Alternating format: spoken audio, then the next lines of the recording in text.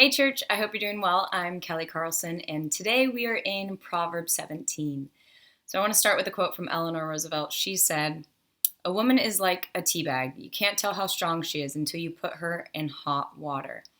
Well, we won't talk about how strong and amazing women are, although I'm sure we could. But I wanted to bring that up because it's a great visual of what it looks like when God is testing our hearts.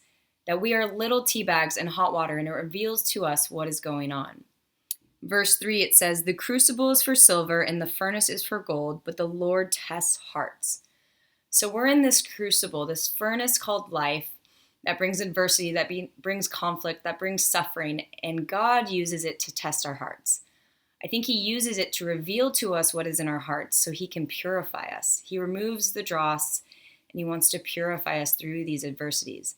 But if we're not aware of what's going on, how is He going to continue to purify us? And the rest of the chapter reveals ways that He brings adversity or conflict or opportunities for us to be purified. So it talks about lying, it talks about mocking the poor, it talks about bribery, it talks about offense, it talks about gossip. And I don't think it's a coincidence that verses 9 to 19 all revolve around interpersonal conflict. How many of us have been in interpersonal conflict that reveals to us what is in our hearts? Yeah, I'm sure it's a lot of us. And it's not always fun. We don't want to look at that part of us. And so it can be discouraging when we are in that furnace and we realize we are not as pure as we want to be.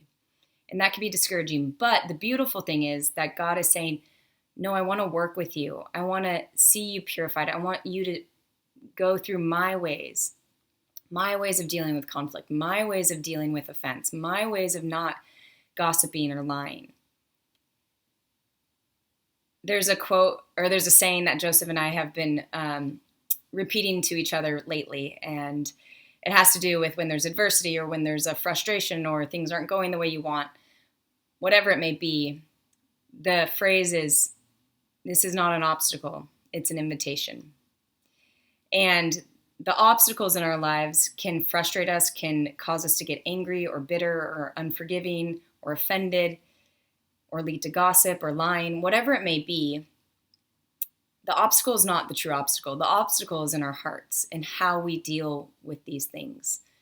And the invitation for you and me is drawing closer to God, is asking God, what are you inviting me into in this moment, through this frustration, through this fight, through this conflict? And so that's what I want to encourage you today, church, is that God is always testing our hearts, always wanting to purify us through life, through the adversities, through the joys, through it all. And I want to encourage you to remind yourself that this is not an obstacle. This is an invitation. And so I pray that you would see the things this week, this month, that would normally be obstacles, and you're going to take it as an invitation to choose God's ways, an invitation to pray, an invitation to seek God's face, an invitation to lay it down and let God deal with it. Whatever it may be, I pray that God meets you in radical ways. Much love, church.